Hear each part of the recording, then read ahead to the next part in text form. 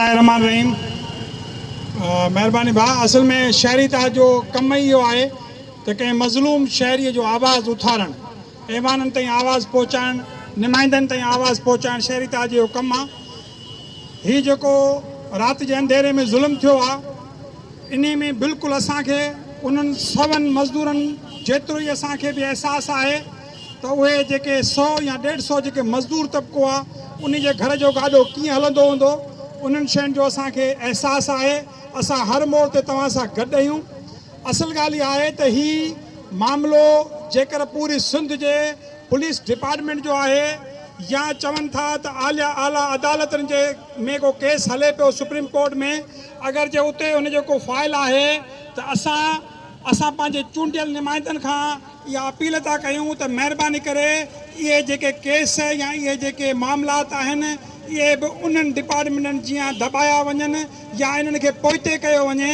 जीअं मिसाल तौर ते रेलवे जा केतिरा ई केस आहिनि जेके पेंडिंग में पियल आहिनि, या चूंडियल नुमाइंदनि जा या जेके मेन उहिदेदार आहिनि पाकिस्तान लेवल जा, उन्हनि जा जेके केसिस आहिनि उहे हेठि दॿिजी वेंदा आहिनि।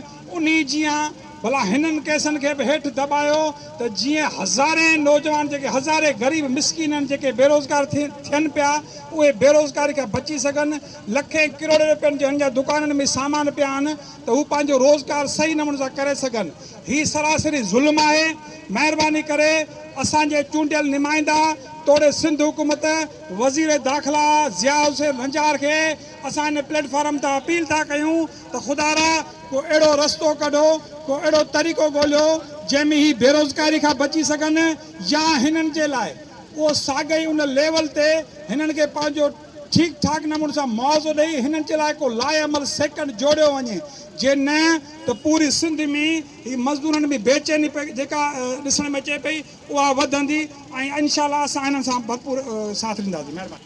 अॼु गर्मी बि ॾाढी आहे ऐं माण्हू जेके अची पहुता आहिनि लख शाबसूं आहिनि, उन्हनि खे जॾहिं बि तकीर लाइ छॾियूं था त उन्हनि जा कपिड़ा पुछियल आहिनि। इहा आहे कामयाबी, इहो आहे हौसलो, इहो आहे जज़्बो। जॾहिं बि सखण जा शहरी सियासी हुजनि समाजी हुजनि, जॾहिं बि रोडनि ते निकिता आहिनि ऐं उन्हनि मसइलो हल करे पोइ घर विया आहिनि। ऐं इनशाअल्लाह अॼु दावा सां चऊं था त जेके 55 दुकान राति जी ऊंधाई में वॾे पंहिंजो जेके मुआशी तौरु जेके तंग नज़री ॾिसण में अचे पई, उहे जेके बंदि कया विया आहिनि उहे इनशाअल्लाह 9 तारीख़ खां पोइ खुलंदा। असीं बि हिननि वटि वेंदासूं। तव्हांखे शाबसूं आहिनि जो पंहिंजे हक़ लाइ, पंहिंजे हक़ लाल जी रोज़ी लाइ ऐं पंहिंजे बचनि लाइ जेको तव्हां पंहिंजो किरदारु अदा कयो आहे, इहो जस लाइणो। छो त सखण शहर हिकिड़ो बाशोरनि जो शहर आहे ऐं सखण शहर हिकु बहादुरनि जो शहर आहे, जंहिंमें नियाज़ लाशारी जहिड़ा, राशिद मुकरम जहिड़ा, शौकत कीरे जहिड़ा, नवीद सूमरे जहिड़ा, आफ्ताब कीरे जहिड़ा, अमजद खानज़ादे जहिड़ा कंहिंजा नाला वठो, सभई बहादुर दोस्त आहिनि। जॾहिं बि हक़ लाइ निकिता आहिनि उहे पंहिंजो हक़ वठी निकिता आहिनि। अॼु जे हिन स्टेज तां असीं 55 दुकानदारनि खे इहो यकीन था ॾियारियूं त शहरी इतिहाद समेत इंडस पब्लिक सोशल फोरम जा समूरा साथी तव्हां सां गॾु हूंदा। जेसीं ताईं तव्हांजा दुकान नथा खुलनि, एसीं ताईं असांजो हर कारकुन, हर साथी असीं तव्हां सां उन एहतजाज में शामिल हूंदासूं। जेकॾहिं ज़रूरत पई त असीं पंहिंजा बच्चा बि तव्हां सां शामिल कंदासूं एहतजाज में, जो तव्हांजा बच्चा जॾहिं परेशान में आहिनि त असांजा बच्चा कीअं सुख था वेहनि। असीं तव्हां सां हर मोड़ तां गॾु आहियूं। असीं तव्हांखे यकीन था ॾियारियूं, हैदर भाई ऐं परवेज़ भाई, जेके बि अमान ला खोड़ो साहब, असीं इंडस पब्लिक सोशल फोरम तव्हांखे यकीन थी ॾियारे तव्हां सां हर मोड़ ते गॾु हूंदासूं। सम्झ खां ॿाहिरि आहे त ही कानून वारा, ही इंतिज़ामिया, ही तंज़ीमूं, ही जेके बि हिन मुल्क खे हलाए रहिया आहिनि उहे कहिड़े तहत फ़ैसिला करे रहिया आहिनि जो राति जी ऊंधाईअ में 55 दुकाननि खे बंदि करे, 55 घरनि जो चुल्हो ईअं बंदि करे छॾनि। मूंखे 2022 खां वठी 2026 जे विच में 4 सालनि जे अंदरि हुकूमत जेका महांगाई कई आहे उहा आहे 90%। जेका शइ 100 रुपए मिलंदी हुई उहा अॼु 190 रुपए जी मिले थी।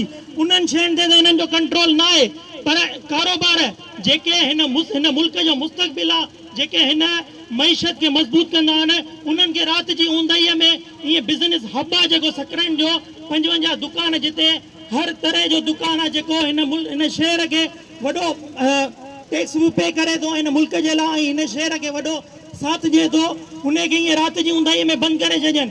अॼु मां हिन प्लेटफॉर्म तां हर इदारे हर माण्हू सकरनि जे पर हर मुल्क जे माण्हूअ खे इहा ज़रूरु अपील कंदसि। अॼु खां साल पहिरीं उस्ताद ऐं गवर्नमेंट एम्प्लॉई रस्तनि ते हुआ, अॼु ताजिर बिरादरी रस्तनि ते आहे। तव्हांखे सम्झणु घुर्जे त हीअ ज़ुल्म जी सुई जेका आहे हर माण्हूअ ते घुमी रही आहे।